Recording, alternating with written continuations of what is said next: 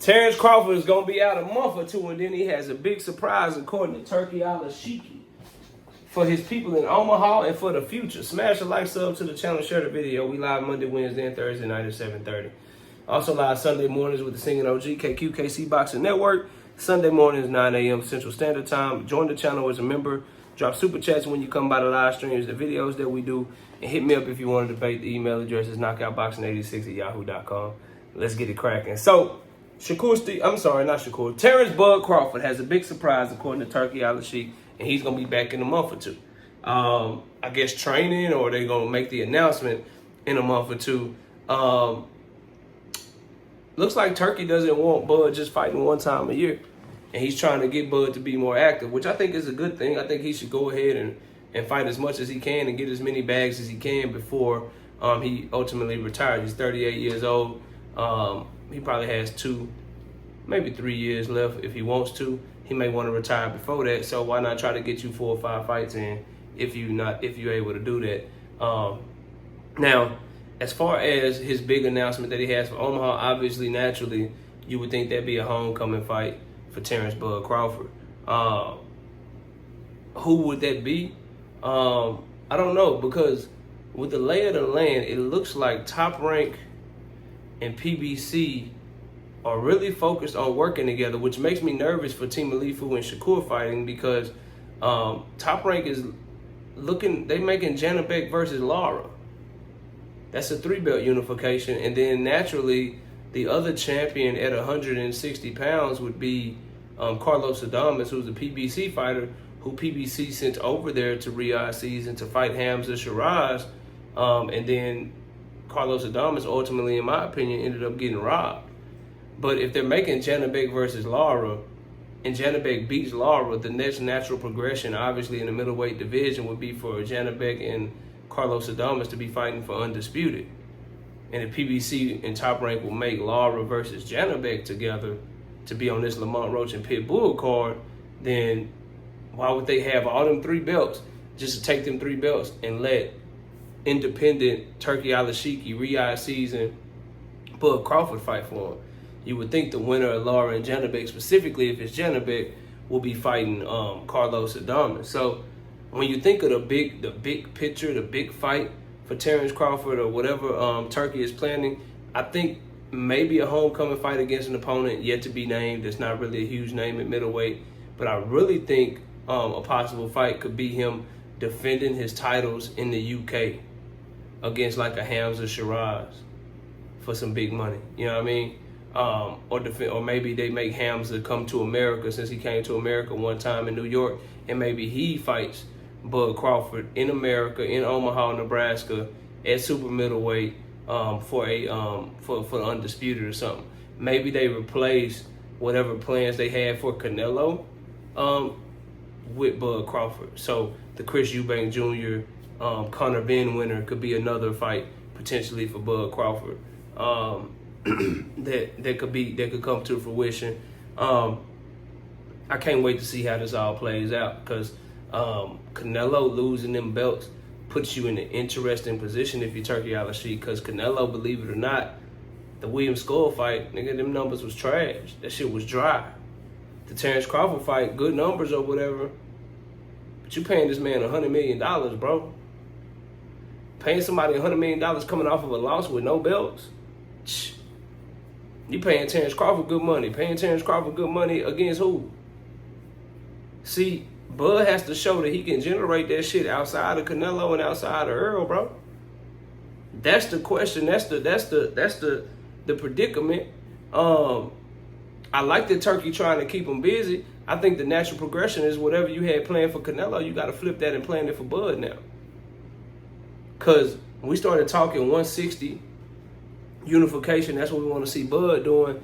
And I think we might have jumped the gun, y'all. If I'm just keeping it real with y'all, and I look back and I think of the lay of the land, I realize that the middleweight division is filled with PBC and Top Rank fighters. And the way that boxing is going right now, if you look at the context and you look at the fights being made, Top Rank is making fights with PBC. O'Shaquie Foster, Cool Boy Steph, Janabek versus Lara is supposed to be done for this Roach and and Pitbull card. Like they making fights for them. So is Bud gonna be? Is this kind of like another welterweight situation with him, where he's on the outside looking in, and they just waiting to age him out? And then by the time he finally do get his shot at a middleweight champion, could be when he's 40 years old. Cause then what can PBC and Top Rank do? They can start looking for 154 pounders.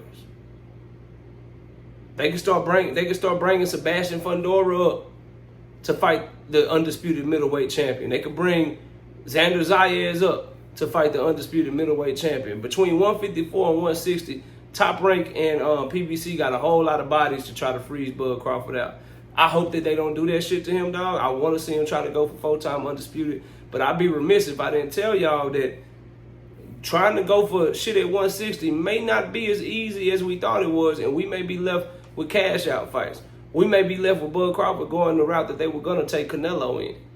Fight your Canelo fight, and then we got Hamza Shiraz for you, which could be a tough fight. Hamza's good, bro. And he's young, and he's powerful, and he's long, and he's rangy.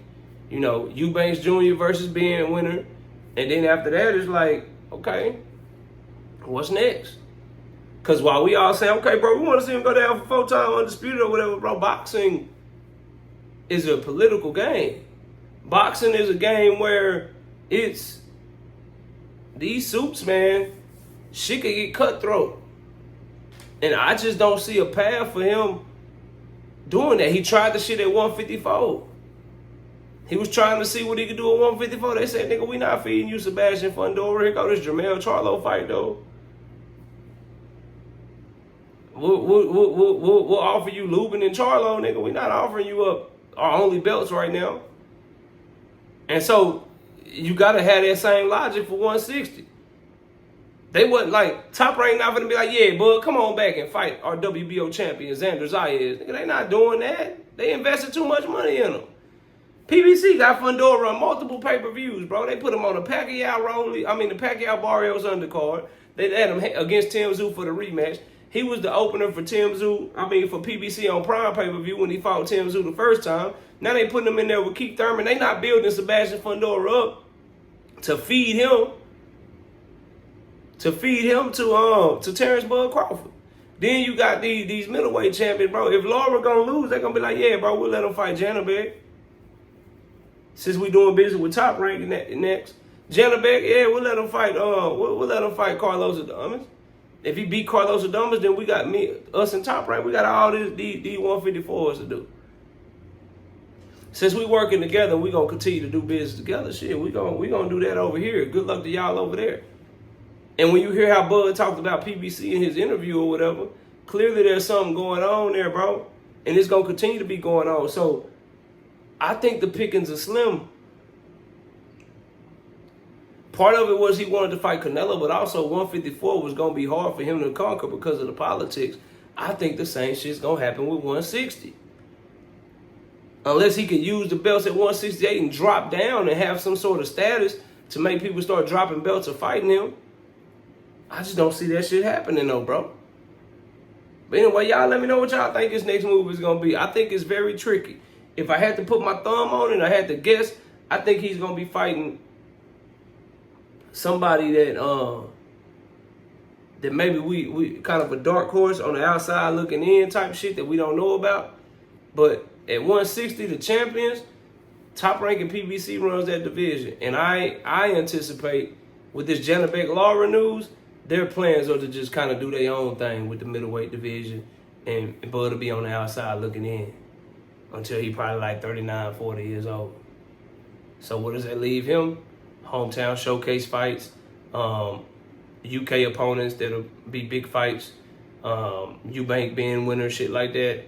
Shit that they were planning for Canelo, they might start planning for Bud. But then where does that leave Turkey with Canelo? And what's Canelo gonna do? Because he still got 2-3 fights left on his contract for huge fucking money. Shit's getting interesting, man. Shit's getting real interesting. Y'all let me know what y'all think. Comment below, smash the like, sub up. I'll see y'all soon. Peace!